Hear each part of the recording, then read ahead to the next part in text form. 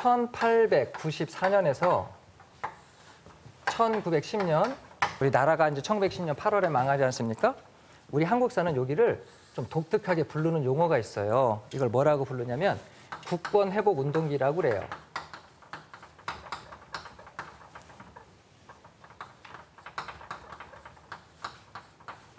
왜 국권회복운동기라고 그러냐면 지금 나라도 있고 황제도 있고 백성들도 다 있어요. 그러죠?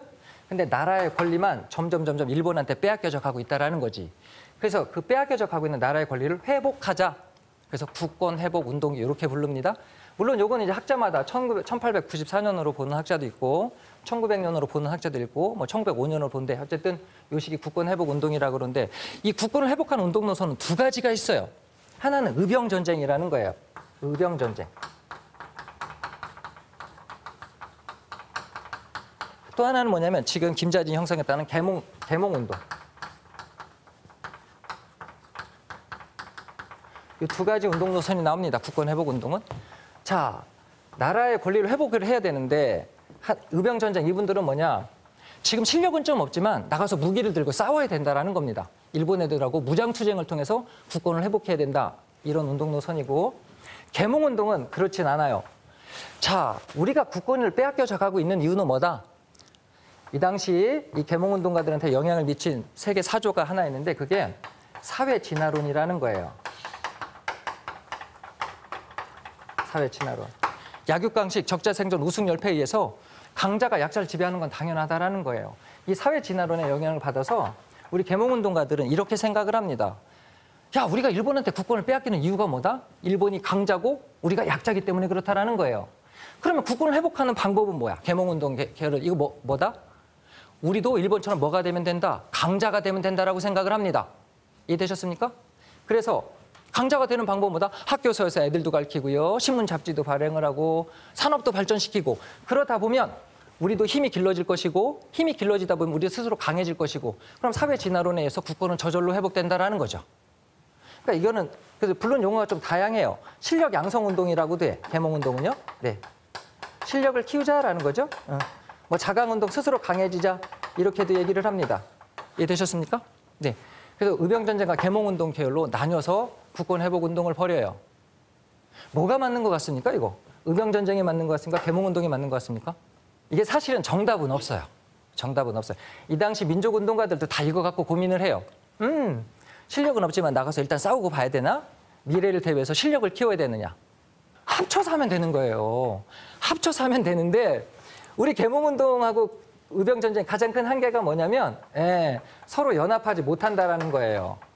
이게 우리 국권회복운동의 가장 큰 단점이에요. 한계? 단점이라기보다는. 그게 왜 그러냐면 이 의병전쟁을 했던 분들은 사상적 기반이 조선 후기의 위정척사 사상이라고 합니다. 아이고. 이게 위정척사. 한자로 쓰면 좋은데 바른 것은 지키고 사악한 거 물리친다는 뜻이에요.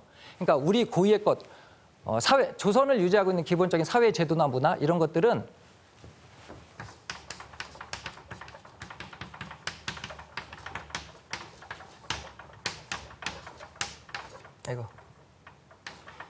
지킬리, 바를정, 배척갈척, 사악할사 이렇게 쓴 거예요. 바른 것은 지키고 사악한 거 물리친다 이런 뜻입니다. 그러니까 기본적으로 조선을 유지하고 있는 사회 제도나 문화는 지켜야 되는 거고 외래 문물, 서양 문물 이런 것들은 배척해야 된다는 사상. 이걸 우리가 위정척사 사상이라고 그래요. 그렇기 때문에 기존적으로 위정척사 사상은 우리 걸 지키자라는 사상이기 때문에 상당히 보수적일 수밖에 없어요. 그렇죠? 그렇죠? 예. 자, 의병전쟁은 위정척사 사상을 바탕으로 하고 계몽운동은 우리 그 개화사상이라고 들어보셨습니까? 개화파들이 했던 이 개화사상을 바탕으로 해요. 이 개화사상은 뭐다? 이분들이 물리치고자 했던 사악했던 것들, 서양 문물, 외래 문물, 근대 문물을 받아들이자라는 입장이에요. 그렇기 때문에 위정척사 사상하고 개화사상은 서로 대립할 수밖에 없는 그런 구조를 갖고 있어요. 사상적 배경에서. 근데 이게 국권회복운동에 오다 보니까 이 위정척사 사상은 되게 의병전쟁 계열로 발전을 하고 개화사상은 계몽운동 계열로 발전을 합니다. 이때 서로 연합하지 못했던 것처럼 의병전쟁과 계몽운동 계열도 서로 연합하지 못하는 모습들을 보여요. 이게 우리 국권회복운동의 가장 큰 한계예요. 어떻게 해야 되는데? 합쳐서 해야 되는데. 이해되셨습니까? 네. 그래서 우리 국권회복운동은 합쳐서 하지 못하는 모습을 보이는데 우리 독립운동가들이 누구예요? 깨닫겠죠? 깨닫겠죠? 아, 어떻게 해야 된다? 합쳐서 해야 된다. 깨닫습니다. 깨닫는데 안타깝게도 나라 망하고 깨닫습니다. 아, 이랬더니 뭐 하더라? 나라가 망하더라는 거지. 그래서 1910년 이후에 1910년 국권이 피탈된 이후에 이 의병전쟁 계열과 계몽운동 계열이 연합해서 만든 투쟁 방략이자 이념 체계가 있습니다. 그걸 우리가 독립전쟁론이라고 그래요. 뭐라고요? 독립전쟁론. 네. 이걸로 발전하는 거예요. 이건 뭐다? 김자진이 이 독립전쟁을 실현하기 위해서 만주로 간 거예요. 아주 관계가 깊기 때문에 얘기를 하는데, 자, 독립전쟁론. 이거는 한말 의병전쟁 계열과 계몽운동 계열이 연합해서 만든 투쟁 방략이자 이념 체계예요. 자, 이분들 국권회복운동이 때, 야, 실력도 없는데 계속 전쟁만 하다가 피해만 봤다라는 거죠. 계몽운동 계열도, 야, 준비만 하다 한 번부터 싸워보지 못했다라는 거죠. 그래서 이 독립전쟁론이라는 것은 의병전쟁 계열과 계몽운동 계열이 연합해서 만든 투쟁 방략의 이념 체계입니다. 즉, 이제 뭐다? 독립을 해야 되는데 독립을 하는 방법은 뭐밖에 없다? 전쟁을 통해서밖에 가능하다라는 거죠. 그럼 전쟁을 통해서 해야 된다는 것은 의병전쟁권을 차용한 거죠. 그러죠? 지금 국권회복운동의 두 가지 방법론이 있었는데 나라 뺏기면서 독립전쟁론으로 발전을 합니다. 자, 이제 독립을 해야 되는데 방법론은 뭐로만 가능하다? 전쟁을 통해서만 가능하다라는 거죠. 이거는 의병 전쟁걸 따온 거예요. 근데 지금은 아니라는 거예요. 우리가 열심히 일본 제국주의 군대랑 싸울 만큼 힘을 키운 다음에 싸우자라는 거예요. 군사도 양성을 하고요. 무기도 구입하고요. 사관생도들도 양성을 하고, 그래서 우리가 일본 제국주의랑 싸울 만큼 힘을 키운 다음에 그때부터 전쟁을 통해서 나라를 되찾자. 이게 바로 독립전쟁론이라는 거예요.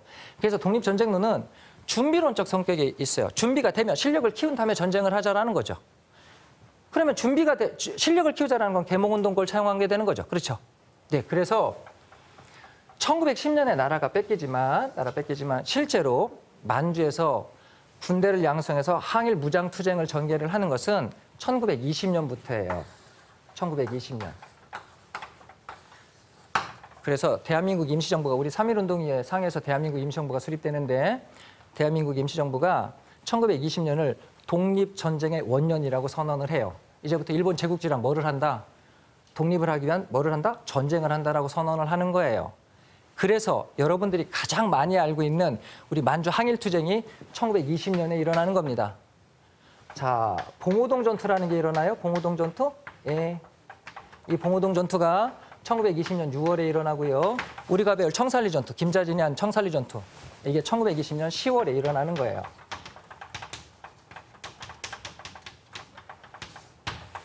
아니, 교수님, 우린 1910년에 나라를 뺏겼는데 왜 만주에서 항일 무장투쟁 1920년부터 합니까? 우리 이때 뭐 했습니까? 뭐 했겠습니까? 준비를 한 겁니다. 일본 제국주의랑 싸울 만큼 힘을 키운 다음에 전쟁을 하자. 독립전쟁론에서 준비를 했고요. 준비가 되니까 1920년부터 항일 무장투쟁을 전개를 하기 시작을 하는 거예요. 이해되셨습니까? 사실 우리 독립전쟁을 정말 열심히 준비합니다.